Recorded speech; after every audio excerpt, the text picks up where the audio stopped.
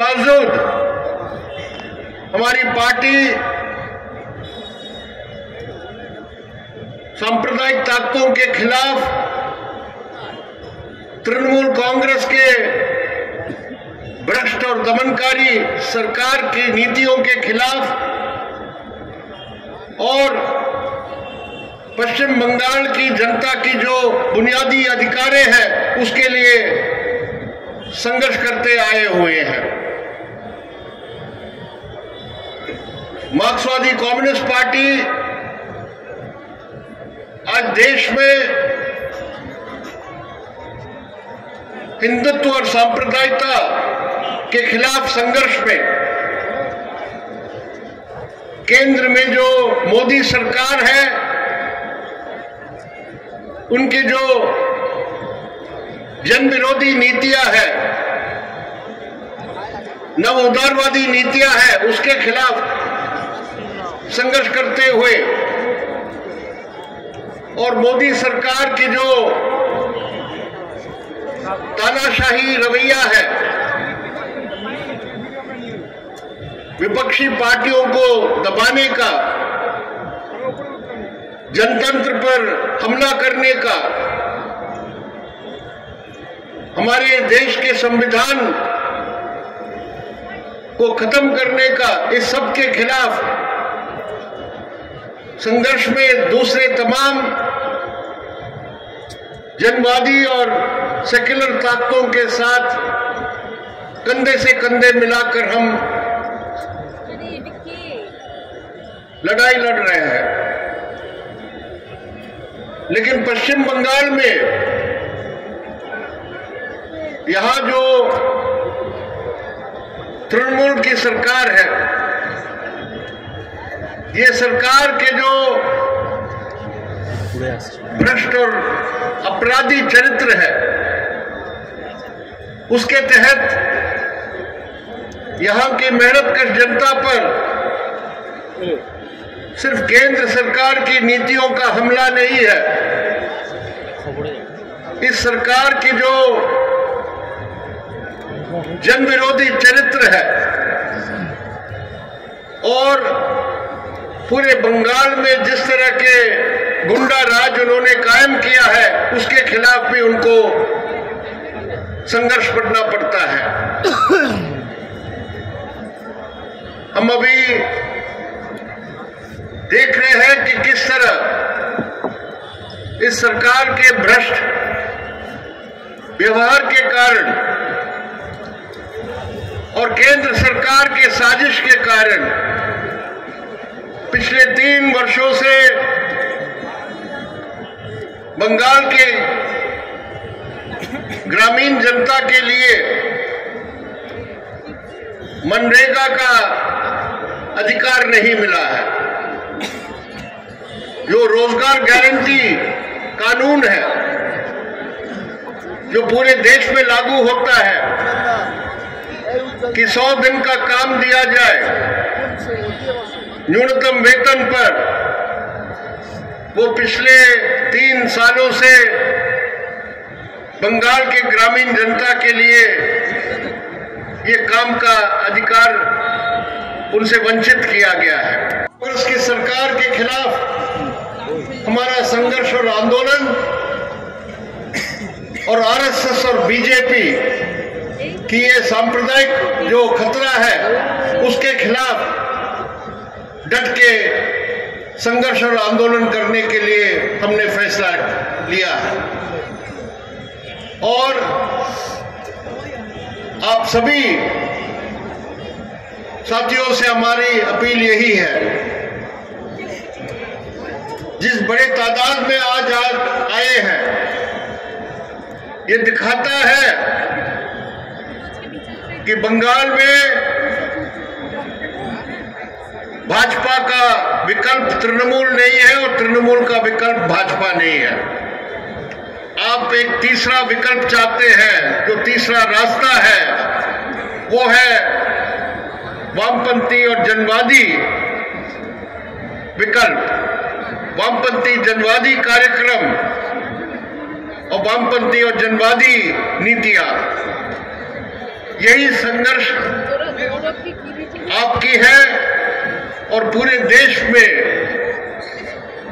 हमारी पार्टी इसी के लिए काम करेगा और मुझे पूरा विश्वास है कि आने वाले दिनों में बंगाल की राजनीति में, बंगाल के समाज में एक नई शक्ति और नया रास्ता खुलेगा जो वामपंथी और जनवादी रास्ता होगा।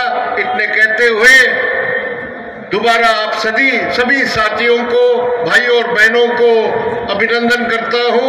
धन्यवाद। इनकलाब जिंदाबाद। अध्यक्ष कॉमरेड देवव्रत घोष, मंच पर उपस्थित मार्क्सवादी कम्युनिस्ट पार्टी के नेतागण, बंधुगण, भाइयों और बहनों, आज पश्चिम बंगाल के राज्य सम्मेलन के समापन इस रैली में आए हुए आप हजारों भाइयों और बहनों को मैं हार्दिक अभिनंदन करना चाहता हूं। साथियों, हमारी पार्टी की 24वीं पार्टी कांग्रेस अप्रैल महीने में तमिलनाडु के मदुरै शहर में होने वाला है और यही पार्टी कांग्रेस के सिलसिले में पूरे देश में हम अपने पार्टी के सम्मेलन कर रहे हैं। पश्चिम बंगाल में दानकुनी में पिछले 4 दिन से ये राज्य सम्मेलन हुआ है और इस सम्मेलन को सफलतापूर्वक चलाने के लिए हुगली की मेहनतकश जनता ने जो समर्थन और सहयोग दिया है, उसके लिए मैं आप सबके प्रति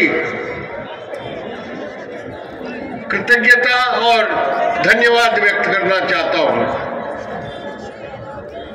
आज इस विशाल महासभा में जितने तादाद में लोग आए हैं, ये दिखाता है कि मार्क्सवादी कम्युनिस्ट पार्टी हुगली जिले में दोबारा बड़े पैमाने पर जन समर्थन हासिल करके आगे बढ़ रहा है।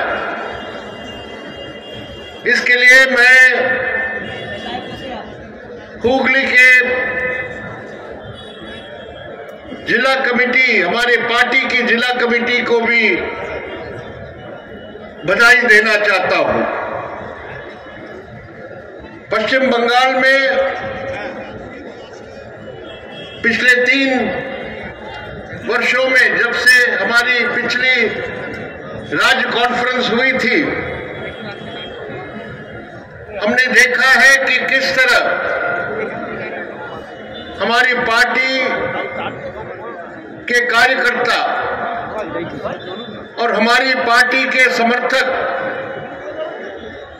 बहुत बहादुरी से काम किए हैं। जितनी भी कोशिशें हुई है हमारी पार्टी पर दमन करने के लिए, उसको सामना करते हुए पश्चिम बंगाल के मजदूरों के, किसानों के और गांव के गरीबों के मांगों के लिए संघर्ष करते हुए हमारी पार्टी आगे बढ़ी है। हमारे कार्यकर्ताओं पर हजारों मुकदमे चलाए गए हैं, फॉल्स केसेस लगाए गए हैं, हर तरह के दमन उनको सामना करना पड़ रहा है। 7,000 करोड़ रुपए करीब जो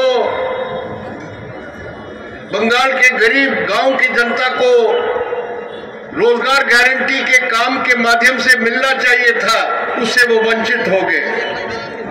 রয়েছে আরো খবর, আর এই খবরের আপডেট পেতে আপনারা সাবস্ক্রাইব করুন এই চ্যানেলটিকে।